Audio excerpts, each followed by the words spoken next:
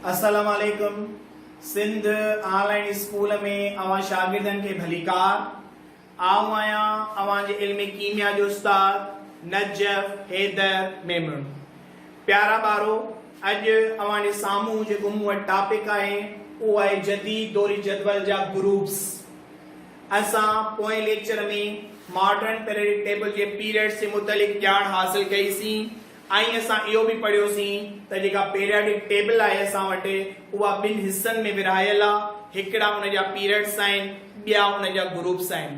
Period से मुतलिक detail में असां पोएं लेक्चर में ॼाण हासिल कईसीं। अॼु असां वटि जा ग्रुप्स आहिनि।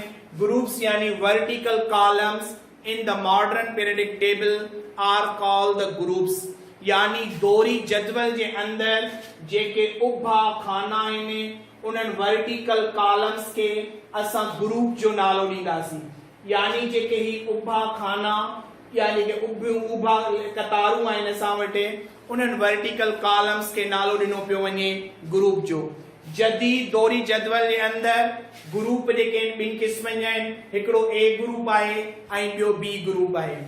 ए ग्रुप जे एलिमेंट्स के असां सॾींदासीं मुख्य अंसर या नुमाइंदा अंसर यानी मेन और रिप्रेजेंटेटिव एलिमेंट्स। जॾहिं त ग्रुप बी जा जेके एलिमेंट्स आहिनि असां वटि उन्हनि खे असां सॾींदासीं ट्रांजिशन एलिमेंट्स यानी बदिलजंदड़ अंसर। हाणे वरी जेको ग्रुप ए आहे असां वटि उहो वधीक असां वटि 8 ॿियनि ग्रुपनि में विरहायल आहे, यानी फर्स्ट ए खां वठी करे वेंदे 8th ए ताईं। जॾहिं असां हिन दोहरी जदवल ते ॾिसूं था पिया त ही असां वटि first A, second A, third A, fourth A, fifth A, sixth A, seventh A and 8th A.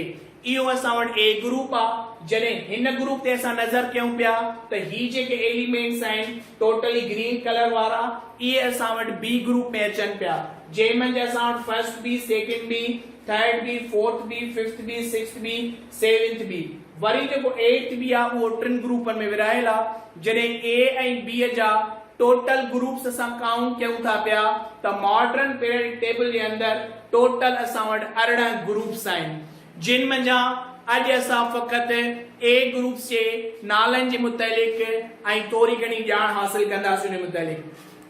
First A group जे अंदर जेके 8 ग्रुप आहिनि असां वटि यानी ए first A group, second A group, third A group, अहिड़े नमूने सां वेंदे 8th ए ग्रुप ताईं।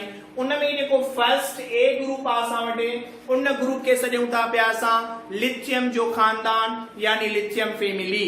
इन में कहिड़े क़िस्म जा एलिमेंट्स आहिनि? Lithium, sodium, potassium, rubidium, caesium, francium, इहे एलिमेंट्स आहिनि। First A group J elements के असां अल्कली धातु यानी अल्कली मेटल्स ॿियो नालो पिणु इन ग्रुप जो आहे असां वटि। उन खां बाद में असां वटि सेकंड ए ग्रुप यानी बेरिलियम जो खानदान, beryllium family. In second A group में जेके एलिमेंट्स आहिनि beryllium, magnesium, calcium, strontium, barium ऐं रेडियम, इहे असां वटि सेकंड ए ग्रुप जा एलिमेंट्स आहिनि। यानी फर्स्ट ए ग्रुप ऐं सेकंड ए ग्रुप में जेके एलिमेंट्स मौजूद आहिनि असां वटि इहे सभई असां वटि धातु आहिनि। फर्स्ट ए ग्रुप जे सभिनी एलिमेंट्स खे असां अल्कली मेटल्स ॾींदासीं ऐं सेकंड ए ग्रुप जे सभिनी एलिमेंट्स खे असां अल्कली ज़मीनी धातु यानी अल्कली अर्थ मेटल्स पिणु ॾींदासीं। थर्ड ए ग्रुप जेको आहे असां वटि उहो आहे असां वटि बोरान जो खानदान, जंहिंमें boron, aluminium, gallium, indium, thallium अचनि था पिया असां वटि। जिन में असां वटि जेको बोरान आहे इहो असां वटि मेटलवाइड यानी नीम धातुअ में अचे थो पियो। बाक़ी एल्यूमिनियम, गैलियम, इंडियम, थेलियम हेठियां जेके भी आंसर आहिनि इहे सभई असां वटि धातु वारी लिस्ट में अचनि था पिया। ईअं चोथों ए ग्रुप आहे असां वटि कार्बन जो खानदान, जंहिंमें कार्बन, सिलिकॉन, जर्मेनियम, स्टेनियम ऐं लेड। पंजो ए ग्रुप आहे असां वटि नाइट्रोजन जो खानदान, nitrogen, phosphorus, arsenic, antimony, bismuth. अहिड़े नमूने सां 6 ए ग्रुप आहे असां वटि ऑक्सीजन फैमिली, जंहिंमें ऑक्सीजन, सल्फर, सेलेनियम, टेलेरियम, पोलोनियम अची पिया वञनि। अहिड़े नमूने सां 7 ए ग्रुप आहे असां वटि जंहिंखे असां फ्लोरीन जो खानदान यानी फ्लोरीन फैमिली पिणु सॾियूं पिया। इन में असां फ्लोरीन, क्लोरीन, ब्रोमीन, आयोडीन ऐं एस्टेटाइन एलिमेंट्स अची वञनि था पिया।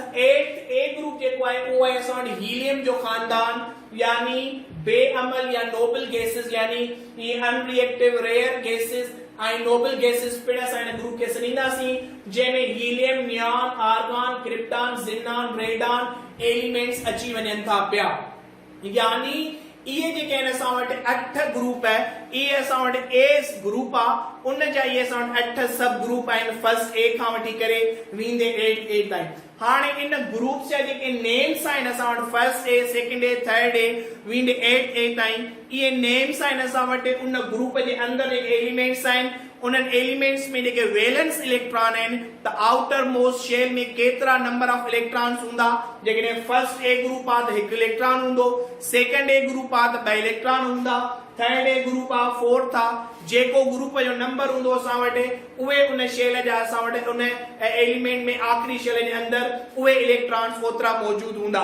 ऐं ग्रुप जे अंदरि जेके बि एलिमेंट्स आहिनि उन्हनि जूं प्रॉपर्टीज़ हिक ॿिए सां मैच कनि पयूं यानी इहे जेके लिथियम जूं प्रॉपर्टीज़ उहे ई आहिनि जेके सोडियम जूं आहिनि पोटेशियम जूं प्रॉपर्टीज़ रुबीडियम सीज़ियम छाकाणि त ग्रुप हिकिड़ो आहे त यानी इन्हनि जूं प्रॉपर्टीज़ पाण में मैच कंदियूं हूंदियूं कनि पयूं ऐं अहिड़े नमूने सां असां फ्लोरीन क्लोरीन ब्रोमीन आयोडीन ऐं एसिटाइन जेकॾहिं खणूं असां त इन सॼे ग्रुप जे एलिमेंट्स जूं प्रॉपर्टीज़ बि हिक ॿिए सां मैच कनि थियूं पयूं यानी इहो असां वटि इंफॉर्मेशन हुई about the groups of the modern periodic table त जेका जदीद दौरी जदवल आहे उन में सब ग्रुप जेको ए आहे असां वटि उन ए ग्रुप जे मुताबिक़ जेके बि उन जे अंदरि 8 ग्रुप अची पिया वञनि उन्हनि जे मुताबिक़ थोरी घणी ॼाण हासिल कईसीं असां ऐं उमीद पियो कयां त तव्हांखे ए ग्रुप जे एलिमेंट्स जे मुताबिक़ इंफॉर्मेशन मिली चुकी हूंदी थैंक यू वेरी मच